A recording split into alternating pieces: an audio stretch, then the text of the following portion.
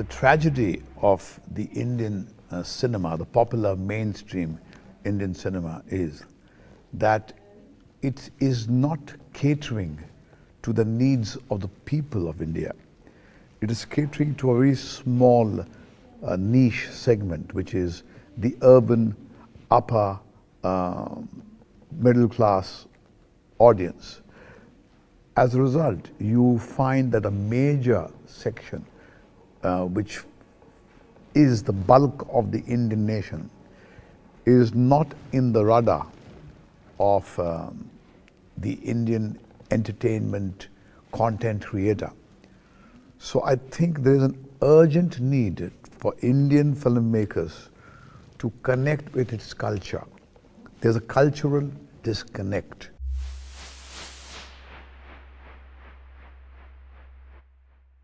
Well, I can say with great pride that I was perhaps leading from the front this movement, which was kind of kick-started by a group of people from India and Pakistan who felt that this region, South Asia, which has been in conflict, can be stitched together through culture.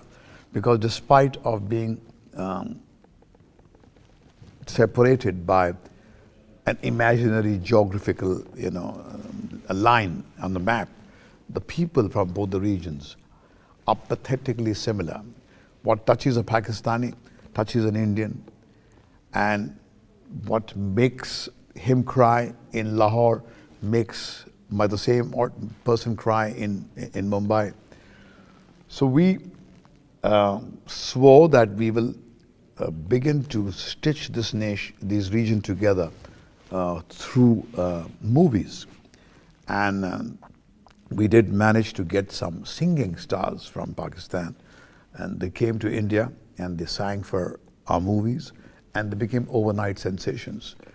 Because unfortunately Pakistan doesn't have a very strong film industry. In fact, what little was there died because of the policy of its dictator called Zia-ul-Haq. What was started by us with great passion came to a dead end after the unfortunate attacks in our city of Mumbai by some terrorists who came from Pakistan.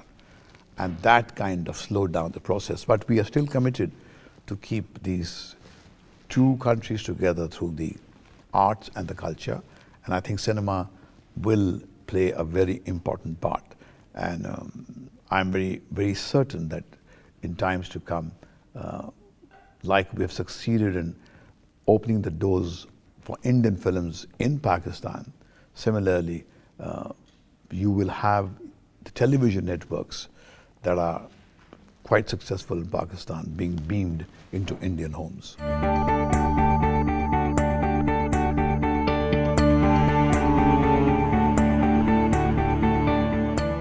I think the digital age did contribute largely to the differences that existed in the minds of the people of Pakistan and India, because suddenly the young people started seeing each other without the interface of the government and its own crooked, devious policies.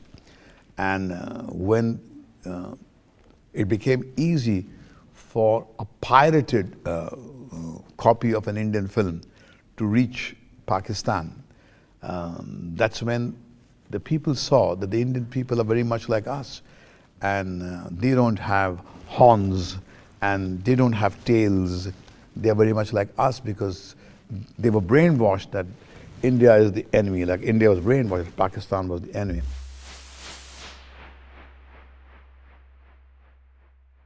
India is now being looked upon by the world as a great market, and where everybody wants to come and explore its potentials.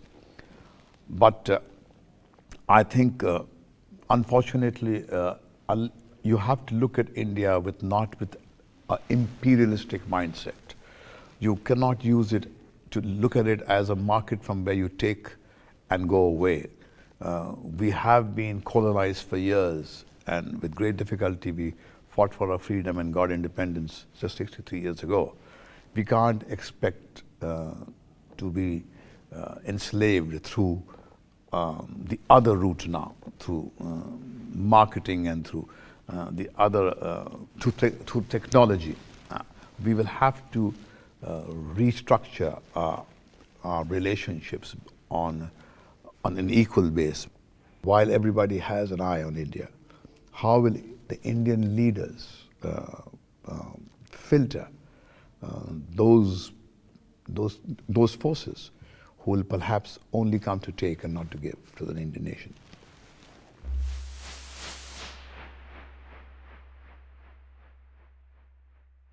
I think we have come to a point in history where we need to understand that while we take care of our regional, local needs, we need to look at its impact on the globe, because no longer can I do something in isolation in Mumbai, and no longer can you do anything in isolation in France without realizing that it can have far-reaching consequences in my part of the world.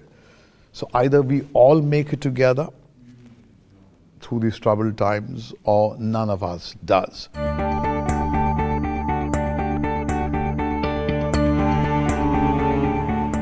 The digital age has brought us this great opportunity, and how we use it responsibly.